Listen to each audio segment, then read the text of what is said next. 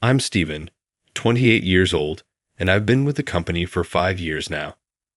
I'm single, and I work in the sales department, handling office tasks. 2 years ago, I was promoted to a senior position, which means I'm often swamped with work. My subordinates are all contract employees, so they can't work overtime. That leaves the extra workload to me. As a result, I'm always busy, and the only time I can leave work on time is during the first few days of the month. Otherwise, overtime is a must.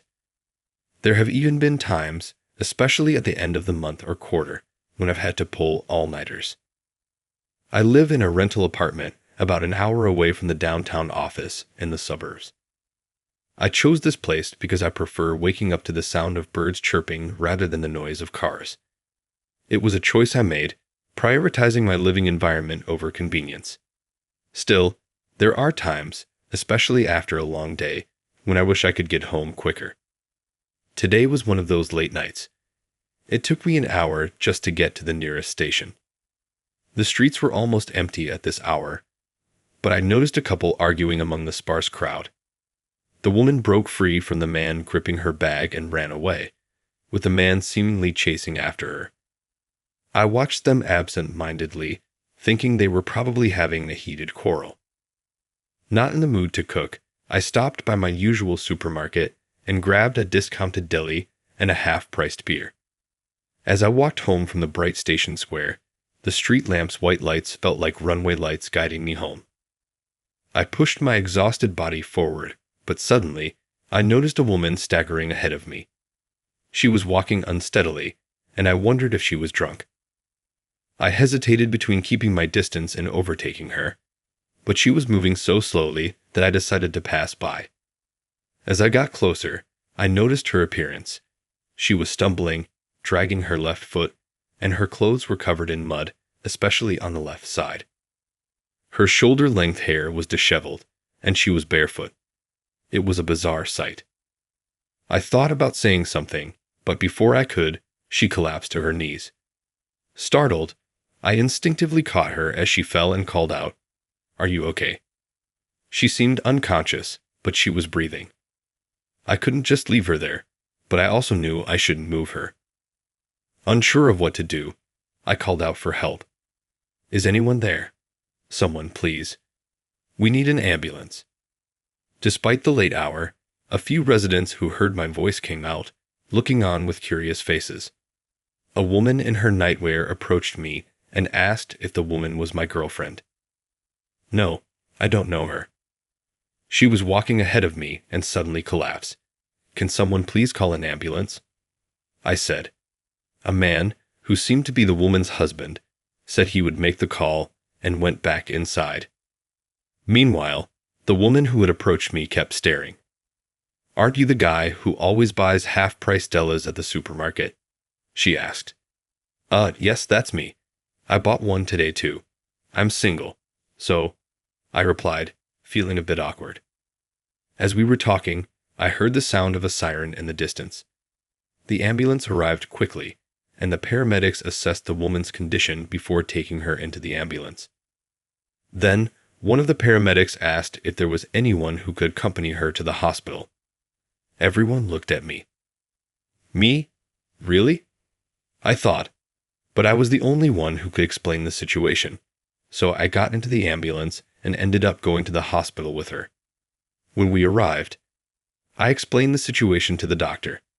The woman had nothing to identify her, and they asked me if I knew who she was. I had no idea. We had no choice but to wait until she regained consciousness. The doctor said her condition wasn't life-threatening, but her left leg seemed fractured.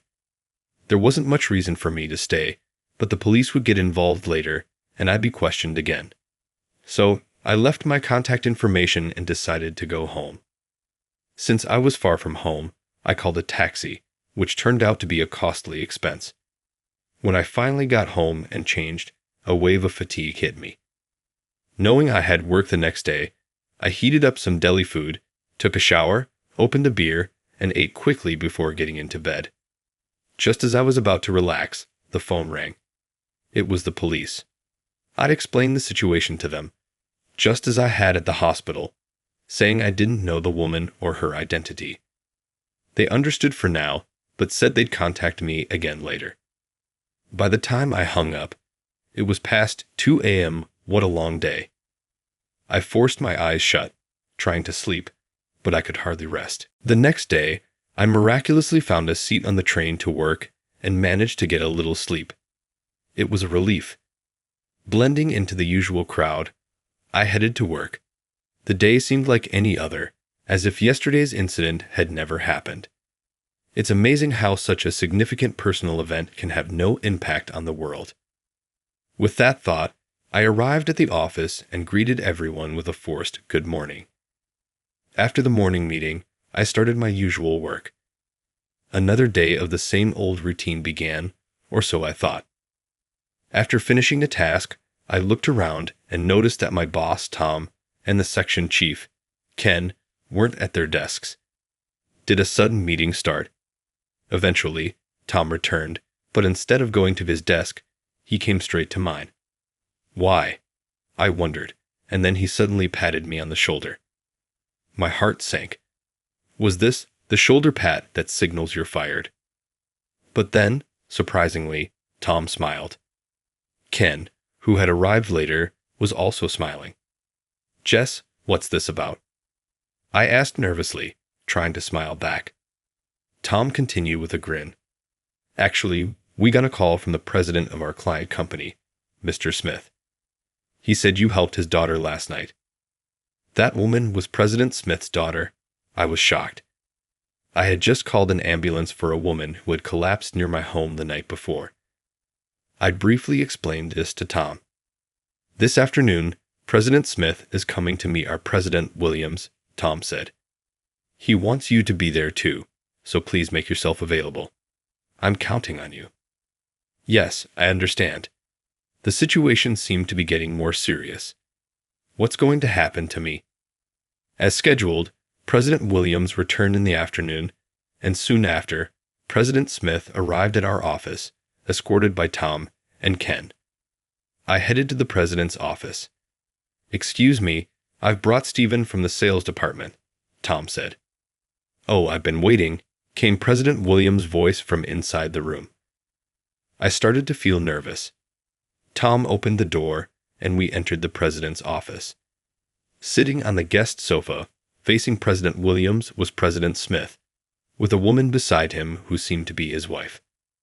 Sorry to keep you waiting. This is Stephen, the chief of our sales department. President Williams introduced me. Nice to meet you. I'm Stephen, I said, trying to sound confident. When I raised my head, President Smith and his wife stood up and came over to me.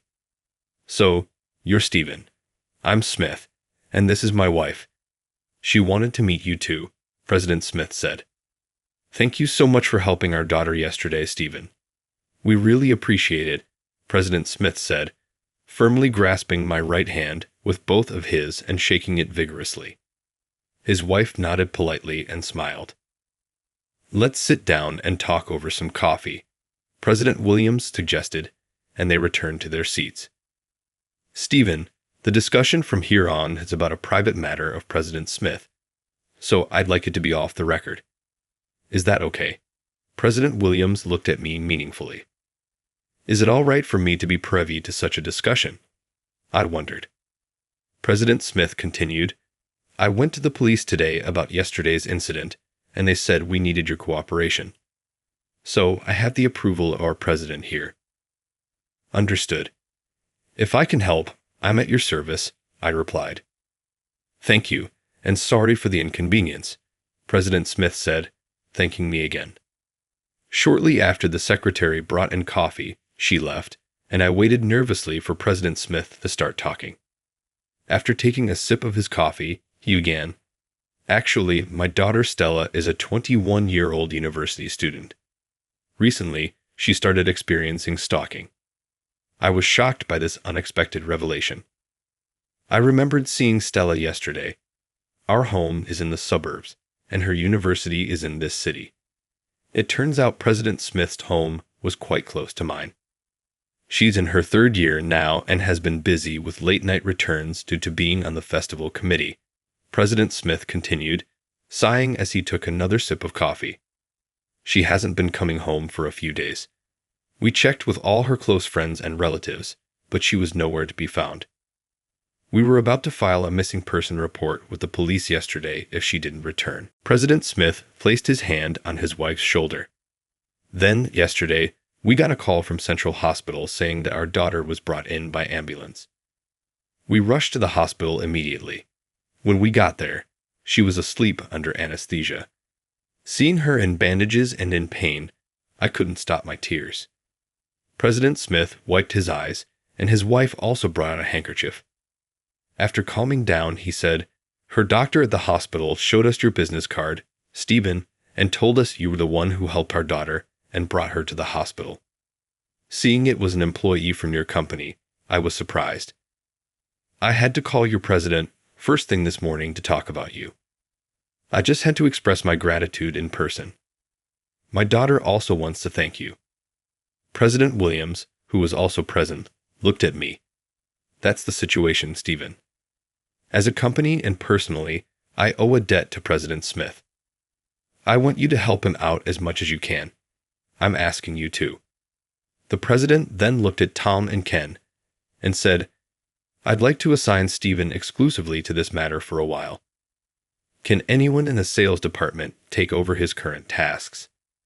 Tom and Ken exchanged glances before Tom answered, "Stephen's current duties involve compiling sales figures from the sales department, organizing reports, and creating monthly and quarterly sales strategy documents based on the analysis. Unfortunately, there's no one else but Stephen who can handle these tasks."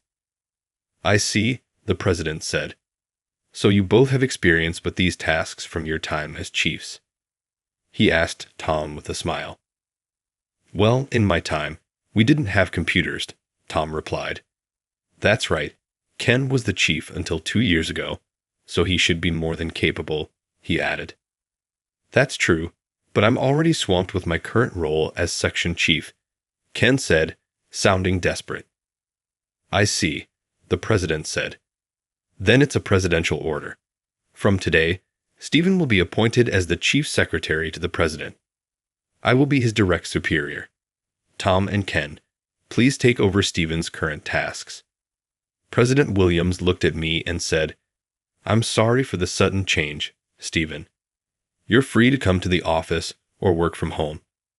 I'll take responsibility for your actions. Thank you in advance."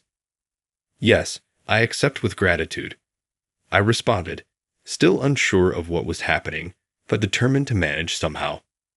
President Smith spoke up again. "I'm sorry for involving our company in my family's problems." "What are you saying?" "It's like a child doing a favor for a parent who has been kind to them." "Don't worry about it," President Williams replied. "Thank you so much," President Smith said, shaking hands firmly with President Williams. Tom and Ken stood by, looking dejected. Ken, "I'm sorry. I apologized in my mind." The story of me saving the daughter of President Williams spread throughout the company, and I was treated like a hero. As an afterthought, Tom and Ken, who took over my tasks, were surprised by the workload and reevaluated my abilities, leading to a significant increase in their respect for me. As the newly appointed chief secretary, a position that hadn't previously existed, I naturally had no specific duties. I used my free time to visit Stella at the hospital. The first visit was nerve-wracking. I wasn't sure what to talk about with a young woman, especially one who's a university student. I checked the nameplate on the hospital room and knocked. "This is the president's daughter," I thought, noticing the private room. "Come in," a voice replied. "Excuse me," I said as I entered. It was the lady's voice I heard. I introduced myself. "My name is Stephen from Company ABC. Today, I've come to visit Miss Stella." "Oh my, Stella, this is Stephen, your benefactor," the lady introduced me to her daughter. "Oh no, I'm embarrassed to be seen like this." I heard Stella voice from behind a curtain. Her voice sounded lovely. What are you saying? Come on, please sit here, the lady said, opening the curtain and offering me a chair. Good afternoon. I'm sorry I couldn't come to greet you sooner. I said hello, and when I looked up, I noticed only her eyes were visible above the blanket. What's with that attitude? It's rude, the lady chided her. Stella then slowly revealed her face from under the blanket. Hello, Stephen. I'm Stella. Thank you so much for helping me when I collapsed the other day. I'm sorry for causing you so much trouble, she said, sitting up halfway in bed to greet me. This was my first good look at Stella. That night, it was dark, and she was dirty, so I didn't remember her well. But in the light, she was stunning, with big round eyes and semi-long hair tied back in a braid, likely because she was in the hospital. She looked like a high school student. I was so captivated by her beauty that I stared blankly. Stephen, is something the matter? The lady asked, noticing my lack of reaction. Oh, no, sorry. You're just so beautiful. I couldn't help but stare, I admitted, letting my thoughts slip out. Oh, you're quite the charmer, the lady laughed. Stella's face turned bright red. As for me, my mind went completely blank. The visit started a bit awkwardly, but thanks to the lady's kindness, we soon enjoyed a pleasant conversation. Stella had been scared and agitated right after being hospitalized, but she seemed much calmer now. My visit was allowed because she had regained her composure. During our talk, I found out that Stella attended my alma mater, which was a pleasant surprise and led to a lively discussion. When it was time to leave, Stella asked, Stephen, will you come again? You will visit me, won't you? Stella's mother escorted me to the door. Since her hospitalization, Stella has been so withdrawn, not responding to anyone. But seeing her laugh and talk so much today was a first. Could you please visit again?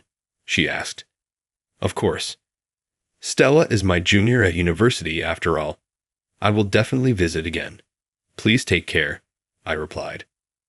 Later, the police contacted me with several inquiries.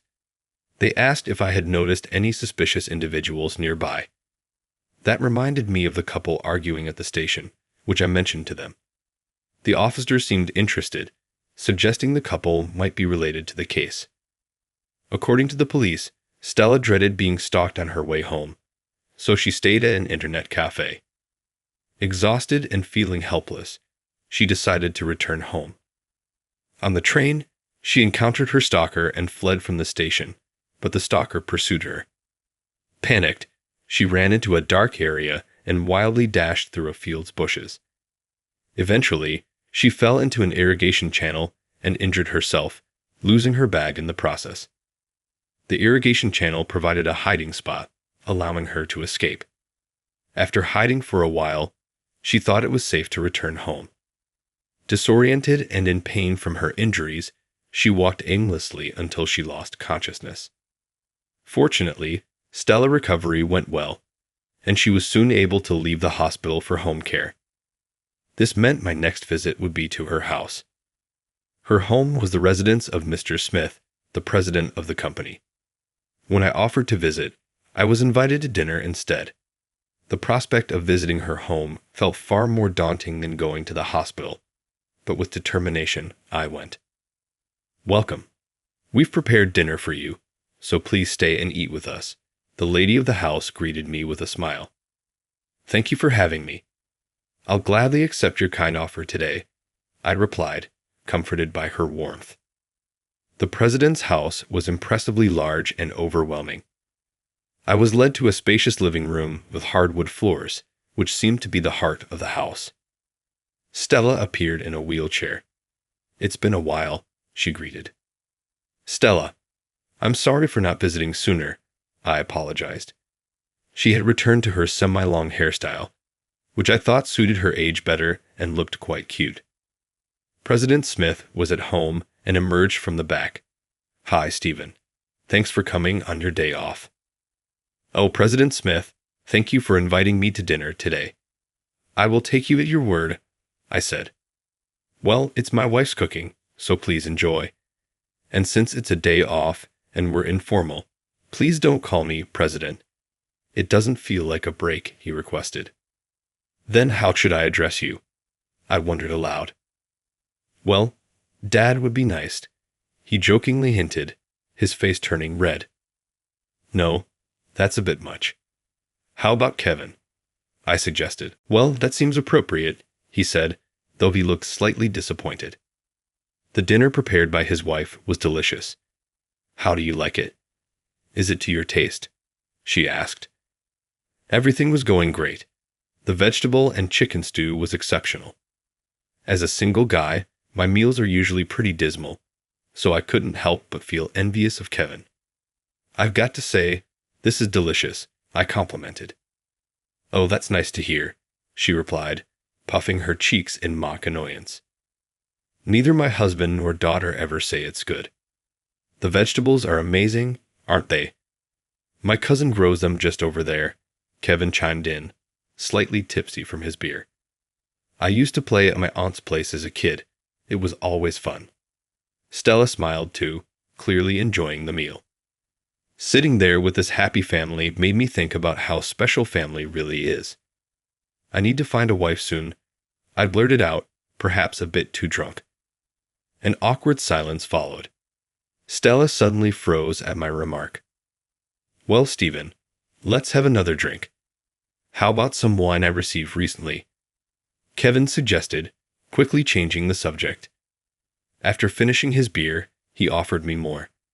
I enjoy drinking, but I didn't want to overdo it. Dad, don't drink too much. Stephen has work, so let's keep it moderate, Stella cautioned. He's just happy to have someone to drink with, right, Kevin? She added with a smile as she cleared the empty plates. I had a wonderful time and decided to leave. Stella packed some stew for me to take home. Feeling angry at the stalker who threatened this happy home, I wanted to protect their happiness. The investigation into the stalker was proving difficult, with little information and no leads. Later, the police informed us that Stella's bag had been found. I accompanied her to the station, where it was confirmed to be hers. According to the police, there were bloodstains on the brand logo's metal part, but the blood wasn't Stella. It was likely the perpetrator's. It seemed the stalker had injured his hand. Looking at the bag, I thought, if someone got cut by this mark, it must be a deep wound. One day at my usual supermarket, I ran into the cashier lady busy cleaning. "Oh, Stephen, here for the half-price stickers again," she asked. Since that incident, I had become friendly with her. Today's target is the croquettes. They had a potato sale last week, so there should be some leftover croquettes coming out today, I replied. She grinned and gave me a thumbs up. After chatting for a bit, I browsed through the deli section. I was torn between croquettes and fried chicken. As I was deciding, I heard a tuck sound from behind and saw a man reaching for the fried chicken. Sorry, I hastily moved aside. The man, looking rather unfriendly, glanced at me, grabbed the deli, and walked away. That's when I noticed a significant scar on the back of his hand. Could that scar be from Stella Bag's clasp? I wondered. After he paid at the cashier lady's register and left, I asked her, "Did you see that man's hand injury?" "Oh yes, I've seen him around quite often. He used to have a bandage on his hand for a while, but not today. He works as a part-time delivery guy for a food service. He's delivered here a few times," she explained. So he could have seen inside homes during deliveries. A piece of the puzzle clicked. I felt a flicker of hope in the dark. I invited Stella to come shopping at the supermarket a few times. Moving with crutches was hard for her, but she seemed to enjoy the rare outings. Her smile was always lovely. After repeating these visits for a few days, the man with the scar finally appeared. I quickly hid and peeked out. "Stella, do you recognize that man?" She clung to my arm. "That's him. That's the man who's been following me," she whispered. I immediately called the police. After explaining the situation, they waited at the supermarket entrance. Stella identified him, and the police apprehended him. He was indeed the stalker. He had fallen in love with Stella at first sight during a delivery to her home and had become increasingly obsessed. At least now Stella was safe. Having regained her freedom, Stella invited me to her school festival. It was nostalgic returning to my alma mater. When introducing me to her friends, she jokingly called me her bodyguard, and her friends spontaneously burst into a Whitney Houston song. I sent my support to these endearing juniors. They would someday experience the bittersweetness of working life. I reported the resolution of the case to President Smith and Williams. President Smith was very grateful. "Stephen, you're exceptionally capable with a strong sense of responsibility and perseverance in achieving goals. I'd love to have someone like you at our company," he praised, making me blush. Oddly enough, President Williams gave me a monetary gift, which I decided to share with Tom and Ken, who had covered for me at work. Later, we had a barbecue party at the Smith residence. Throughout the event, President Smith and his wife Stella thanked me repeatedly. Stella was lively and cheerful, entertaining the guests as the party went on. As the evening was winding down, President Smith called me over to his table and offered me a glass of wine. I accepted and listened as he spoke. "I've grown quite fond of you through this incident," he said. "You've helped my wife and Stella. I envy your company's president for having you. I'm considering how we might work together." I was puzzled. "What do you mean?" I asked. Just then, Stella came over, smiling brightly. "Dad, I brought some more drinks," she said. Her smile made all the effort feel worth it. "Stella, can I talk to you for a moment?" President Smith asked. Stella replied, "What is it, Dad?" President Smith said, "I'll get straight to the point. Stephen, I'm wondering if you marry Stella." I accidentally spat out the sake I was sipping. Stella was frozen in shock. "President Smith, that's a pretty heavy joke," I managed to say. "It's no joke," he said. "I wouldn't choose my daughter's partner lightly. After witnessing your actions, I trust you not only with Stella, but also with my business someday." Stella's face turned bright red. "Dad, what are you saying so suddenly?" she stammered. Truthfully, I had feelings for Stella, but accepting such a proposal quickly might seem like I was after her family's wealth. I needed to tell her how I felt. I couldn't bear the thought of our connection ending. I spoke to President Smith. "I'm grateful for your words. I like Stella very much, but accepting this offer lightly would seem disrespectful. I need to be honest with her first." President Smith stared at me intensely, almost overwhelming me. I downed the sake in one gulp and turned to Stella. "Stella, from the moment I met you in that hospital, I fell for you. I'm a simple man, but I want to protect you forever. Will you go out with me? Will you give me your life to cherish? I might make you cry, but I'll never let you suffer." I extended my hand to her, closing my eyes. After what felt like an eternity, her small, warm hand enveloped mine. When I opened my eyes, I saw Stella, tears in her eyes. She jumped into my arms. "You have to take responsibility for making me feel this way," she said. "If you're okay with someone like me, please be with me forever." I'd embraced Stella tightly. Unbeknownst to us, everyone had formed a circle around us, and soon President Smith began clapping. The entire crowd joined in, and applause filled the air. I thought, "What have I done?" And then I fainted. Fast forward a few years, surrounded by well-wishers, Stella and I were at the peak of happiness on our wedding day. I couldn't take my eyes off Stella in her white dress. President Smith, in tears, was comforted by his wife. From now on, I would call them father-in-law and mother-in-law. After that party proposal, I thought I had it all figured out, but the mix of alcohol and nerves made me pass out. I still get teased about it, but I remember every word of my confession. "Stella, do you remember what I said at the party?" I asked. "I forgot," she said with a smile. "Really?"